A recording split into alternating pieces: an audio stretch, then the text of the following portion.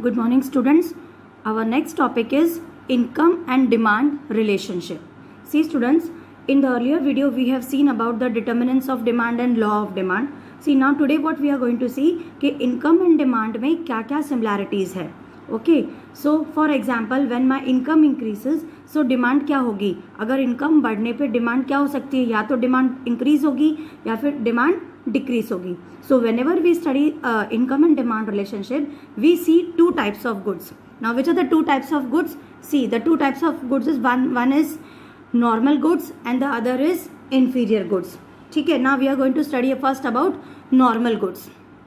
Now see, students, first let us talk about in case of normal goods. In case of normal goods means if I have more money, अगर कोई भी एक normal goods है, inferior goods का क्या मतलब होता है? बहुत low quality के goods. Inferior goods मतलब बहुत हल्की quality के goods. और normal goods means they are very normal to use. So if I have more money, what will happen? I am going to spend more. All of you know this thing. अगर किसी का money income ज़्यादा है तो वो spend भी ज़्यादा करेगा. अगर money income ज़्यादा है तो definitely क्या हो जाएगी? Demand भी ज़्यादा हो जाएगी. अगर मनी इनकम इंक्रीज हो रहा है तो डिमांड इंक्रीज होगा कि नहीं? क्योंकि अगर मनी इनकम ज़्यादा है तो डिमांड लोग ज़्यादा करेंगे तो डिमांड इंक्रीज हो जा रहा है. ठीक है. See students, in my earlier video we saw that determinants of demand में भी हमने यही सेम चीज़ देखी थी. क्या देखा था? If my money income increases my demand also increases and if money income decreases demand also decreases. So in case of normal goods also it is same thing only. Now see, money income is increasing and demand is also increasing. क्यों increase हो रहा है? क्योंकि money ज़्यादा हो रहा है तो डेफिनेटली लोग अच्छे गुड्स की डिमांड ज़्यादा करेंगे, इसीलिए डिमांड ज़्यादा हो जा रही है. ऑन द कॉन्ट्ररी, अगर इसका अपोजिट हम देखें, अगर मनी इनकम कम हो गया, लोगों के पास मनी इनकम ज़्यादा नहीं है, तो क्या वो लोग नॉर्मल गुड्स खरीदेंगे? क्या नहीं खरीदेंगे. Then they will switch to what? Inferior goods. So opposite situation में क्या होगा कि if money income decreases demand also decreases. तो इन दोनों भी कंडीशन को हम लोग ग्राफिकली रिप्रेजेंट करेंगे यहाँ पर. See, now I am going to show you on the graph what is the condition of extraction of demand and expansion of demand. Same thing we are going to see. Money income increases, demand decreases. पहला वाला case हम लोग देखते हैं. See, this is our x axis and this is y axis. This is quantity demanded and this is the price. और ये हमारा demand curve है. ठीक है. अब यहाँ पे हमें क्या दिखाना है कि मनी इनकम इंक्रीज हो गया है और डिमांड भी इंक्रीज हो गया है. मतलब मेन चीज़ हमें क्या दिखानी है? डिमांड इंक्रीज हो गया है, कीपिंग द प्राइस कांस्टेंट. हमेशा याद रखो कि यहाँ पे क्या करना है? प्राइस को टच नहीं करना है. प्राइस मतलब price of the goods. I am not talking about price of what we are spending. Price of the goods हमेशा कांस्टेंट. इस केस में प्राइस कांस्टेंट है. तो देखो, ये हमारा पुराना प्राइस है. ठीक है. यहाँ पे लिखो Q और यहाँ पे लिखो P. This is our old price. Now what is our condition? हमें क्या दिखाना है? Demand increases. तो डिमांड इंक्रीजेस मतलब जैसे मैंने पहले भी बताया है, in economics when ever there is a rightward shift on any of the curve that means there is increase in demand. तो ये हमारा नॉर्मल डिमांड कर्व है. अब हमें क्या शो करना है? डिमांड इंक्रीज हो रही है. इंक्रीज हो रही मतलब राइट की तरफ हमें बनाना है. हमेशा याद रखो, अगर डिमांड कम हो रही है तो ये जो डिमांड कर्व है इसके नीचे एक लाइन ड्रॉ करोगे और डिमांड इंक्रीज हो रहा है तो इसके ऊपर यानी राइट साइड में. Okay. So this is our new demand curve. We will write down D1. ठीक है. ये हमारा न्यू डिमांड कर्व हो गया. और मैंने बताया था price will be remaining constant. ठीक है. तो अगर डिमांड इंक्रीज हो गई तो क्या हो गया? क्वांटिटी डिमांडेड भी क्या हो गया? इंक्रीज हो गया. So new quantity will be Q1 and this is our price is constant. ठीक है. समझ में आ गया? तो quantity is increase and demand is also increase. समझ में आ गया? ठीक है. मनी इनकम का यही है. देख लो, money income increases and demand also increases. तो ये मैंने शो कर दिया. डिमांड यहाँ पे शो कर दिया है कि डिमांड इंक्रीज हो गई है तो क्वांटिटी भी क्या हो गई? इंक्रीज हो गई. So there is a rightward shift. यहाँ पे क्या है? There is a rightward shift of demand curve. ये हमारा पुराना प्राइस है. फिर से बता दूं, ये पुरानी प्राइस है और ये पुरानी क्या है? Quantity. Now what we want, हमें यहाँ पे क्या इंक्रीज करना है? मनी इनकम इंक्रीज करना है. मतलब प्राइस चेंज नहीं हुआ है, price is remaining the same. So हमें क्या करना है? With the same demand curve and the same this thing, price same है तो डिमांड को हमें इंक्रीज करना है. डिमांड को क्यों इंक्रीज करना है? क्योंकि हमारा कंडीशन यहाँ पे दिया हुआ है, money income increases, demand also increases. So what we will say over here, we have to show that demand is increasing. मतलब हमें डिमांड को बढ़ाना है. So students, this is our new demand curve when money income increases. ये हमारा दूसरा नया demand curve है. ठीक है. So always remember students, price को छोड़कर इफ एनीथिंग इज इंक्रीजिंग और डिक्रीजिंग, हमेशा याद रखो, except price if anything is increasing और डिक्रीजिंग, जिसकी वजह से डिमांड में अगर चेंज आता है तो always make new demand curve. समझ में आया?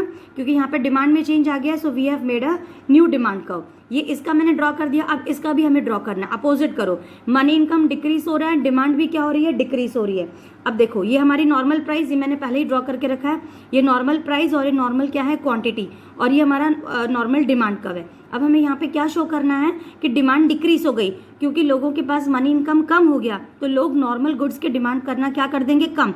अब डिमांड कर्व हमें कम शो करना है, तो यहाँ पे तो हम ड्रॉ नहीं करेंगे राइट वर्ड में, हमें लेफ्ट की तरफ डिमांड कर्व को दिखाना है। So we will make another demand curve over here like this, and we will write down what? D1 over here. तुम लोग थोड़ा बड़ा बड़ा ड्रॉ कर लेना।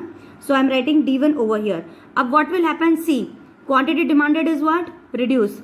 डिमांड कम हो गई तो लोग क्वांटिटी भी कम कर देंगे, so we will show the arrow like this towards this side, means quantity is reduced and demand is also decreasing, price remaining constant. ठीक है, ये इसका डायग्राम हो गया। Now let us see about inferior goods. अब inferior goods के मतलब क्या होता है? बहुत ही हल्के गुड्स, जो लोग नॉर्मल क्वालिटी के गुड्स अफोर्ड नहीं कर सकते, वो लोग कौन से गुड्स यूज करते हैं? इंफीरियर गुड्स, मतलब low quality of goods. So in case of when money income increases, so will I purchase inferior goods? इतना सोचो, अगर मेरा मनी इनकम इंक्रीज हो रहा है तो क्या मैं इंफीरियर गुड्स परचेज करूंगी क्या? No, I will try to purchase normal goods. So what will happen with the demand of inferior goods? It will reduce. देखो, in case of inferior goods, if money income increases, demand decreases. And इसका अपोजिट, if money income decreases, अगर लोगों के पास पैसे कम हो गए हैं तो क्या लोग नॉर्मल गुड्स खरीदेंगे? महंगे गुड्स खरीदेंगे? नहीं। What people will buy? People will buy inferior goods. So in that case the demand will increase for what? The demand is going to increase for inferior goods. So the same thing we have to show over here graphically. Same I am going to draw over here. First let us draw the price. ये हमारा पुराना price और ये हमारी पुरानी quantity. अब हमें यहाँ पे क्या शो करना है? Demand is decreasing, money income is increasing and demand is decreasing, मतलब मनी इनकम इंक्रीज हो रहा है तो इंफीरियर गुड्स का डिमांड डिक्रीज हो रहा है। ये मत भूलना, ये इंफीरियर गुड्स का हम लोग बना रहे हैं, तो डिमांड हमें क्या शो करनी है? डिमांड डिक्रीज हो गई। तो बस सेम टू सेम ऐसे यहाँ पे ड्रॉ कर दो curve, draw a line like this and make it D dash like this. If price demand is decreasing then quantity is also decreasing. This is our Q1। ठीक है, यहाँ पर भी मैं Q1 लिखना भूल गई थी, ये Q1 न्यू क्वांटिटी। ओके, आगे समझ में ना? Here we will show what? Demand is decreasing. Just opposite, when money income decreases, demand increases. अगर लोगों के पास मनी इनकम कम हो गई है तो इंफीरियर गुड्स की लोग क्या करेंगे? डिमांड ज्यादा करेंगे, क्योंकि लोग नॉर्मल गुड्स नहीं खरीद पाएंगे। सो इसका भी सेम वैसे ही ड्रॉ करना है हमें। Just make a opposite of this like this. Same thing I am going to draw over here. See what I have to show? Demand is increasing, so we will show the normal price and quantity. अब हमें क्या दिखाना है? Demand का बढ़ गया, increase हो गया है, तो इसको इस तरफ ड्रॉ कर देना है राइट वर्ड शिफ्ट में। हमेशा याद रखो, कोई भी चीज़ डिमांड इंक्रीज हो रही है या सप्लाई इंक्रीज हो रही है तो राइट की तरफ कर्व बनाते हैं, और डिक्रीज हो रहा है तो नीचे की तरफ बनाते हैं, यानी लेफ्ट की तरफ। This is a rule in economics. Now what we have to show? Quantity demand is what? Quantity is increase. Demand बढ़ गई है तो क्या हो गया? क्वांटिटी भी इंक्रीज हो गई। तो this is our new quantity Q1 and here we are showing that demand is increasing. ये देख लो, I hope all can see this. Very very easy topic it is, nothing much to explain. बस ये याद रखो, money income increases, demand also increases. In case of normal goods, income decreases, demand decreases. इन दोनों का यहाँ पे graph बना दिया मैंने, ड्रॉ कर दिया। फिर in case of inferior goods, money income increases, demand decreases, money income decreases, demand also decrease, demand increases. इन दोनों को यहाँ पे graphically I have represented over here. सबको समझ में आ गया? It is not so difficult, no? I hope everyone have understood this. You can practice this which I have given you. Now students, let us see our next topic in today's video, that is price of related goods and demand. अभी हमने क्या देखा था? Relationship, income and demand relationship देखी. Now next topic is price of related goods and demand. अब price of related goods and demand में just now we saw what? Income and demand relationship में कैसे कैसे रिलेशनशिप होता है. Now what we will study price of related goods and demand. यानी अगर एक पर्टिकुलर गुड्स की अगर हम बात करते हैं, यानी उसकी डिमांड की, तो उसके प्राइस के हिसाब से वो नहीं हो सकता है, इसके प्राइस के हिसाब से वो चेंज नहीं होगा, यानी कि उसके साथ वाले जो गुड्स है उसके हिसाब से। देखो प्राइस ऑफ रिलेटेड गुड्स मतलब सब्स्टिट्यूट गुड्स है एक, और एक क्या है कॉम्प्लीमेंट्री गुड्स। मतलब अगर हम लोग सब्स्टिट्यूट गुड्स की बात करें तो टी एंड कॉफी यूज करेंगे, मतलब either we will use tea और we will use what coffee. So these are the related goods, substitute goods and complementary goods. So there are two types of goods, substitute goods and complementary goods. Substitute goods का मतलब होता है या तो ये या फिर ये, ठीक है। मतलब if we are consuming tea then we will not consume coffee. अगर टी की प्राइस महंगी हो गई तो लोग कॉफ़ी का कंजम्पशन करेंगे, और अगर कॉफ़ी की प्राइस इंक्रीज हो गई है तो लोग टी का कंजम्पशन करेंगे। Same way for complementary goods also, ये सब मैंने पिछले वीडियो में बताया था। Same thing now we are representing graphically. Now see over here what we are going to write down, price of tea and demand for tea, okay, then price of coffee and demand for coffee. If price of tea increases, what will happen, just tell me। यहाँ पे क्या हो जाएगा, demand for tea will what will happen, अगर T के prices increase हो गए हैं तो टी की डिमांड क्या हो जाएगी, कम हो जाएगी। और क्या हो जाएगा, कॉफी की डिमांड ज्यादा हो जाएगी, तो demand for coffee will increase. समझ रहे हो, एक बार फिर से बता दूं, if price of tea is decreasing, अगर चाय के प्राइसेस बढ़ गए हैं तो चाय की डिमांड कम हो जाएगी, और डिमांड किसकी ज्यादा हो जाएगी, कॉफी की डिमांड ज्यादा हो जाएगी। But one important thing, price is constant. PC मतलब प्राइस ऑफ कॉफी मतलब price remains constant. Now the same thing we will show over here. Yes, now see when price of tea increases, demand for coffee will also, demand for coffee increases. Why, because अगर price के tea के prices ज़्यादा हो जाएंगे तो लोग क्या करेंगे, लोग कॉफ़ी पीना स्टार्ट कर देंगे, तब demand for T will decrease but the price of coffee will remain constant. Coffee की प्राइस सेम रहेगी। तो अब इसी को हम लोग ग्राफिकली ड्रॉ करते हैं। हमें क्या शो करना है कि टी के प्राइसेस इंक्रीज हो रहे हैं, ठीक है, और टी की डिमांड कम हो रही है, ये हमें शो करना है। So see, this is our diagram, this is our normal, see this is our diagram, this is our normal price and normal quantity. P and Q क्या है, ये हमारे पुराने प्राइस और पुरानी क्वांटिटी है। हमें क्या, what we have to show, we have to show that price of tea is increasing. तो प्राइस इंक्रीज करना शो करना है, तो पी को P1 पे आ जाएगा। We have to show that price is increasing, तो प्राइस इंक्रीज होके यहाँ पे आ जाएगी। तो क्या हो गई, प्राइस इंक्रीज हो गई और क्वांटिटी डिमांड क्या हो गई, कम हो गई। Quantity demanded is what, quantity demand कम हो गई है। आ गया समझ में। Next is what, demand for coffee is what happening, demand for coffee is increasing but price is constant. ये देखो कॉफी की डिमांड बढ़ गई है लेकिन कॉफी की प्राइस सेम है। तो ये हमारा प्राइस और quantity, old price and old quantity. हमें क्या शो करना है, हमें सिर्फ ये शो करना है कि कॉफी की डिमांड बढ़ गई है। तो D1 we are going to write over it, demand for coffee is increasing, ठीक है। So quantity demand is also increase but price is constant. Quantity demand भी इंक्रीज हो गई है और डिमांड भी इंक्रीज हो गई है।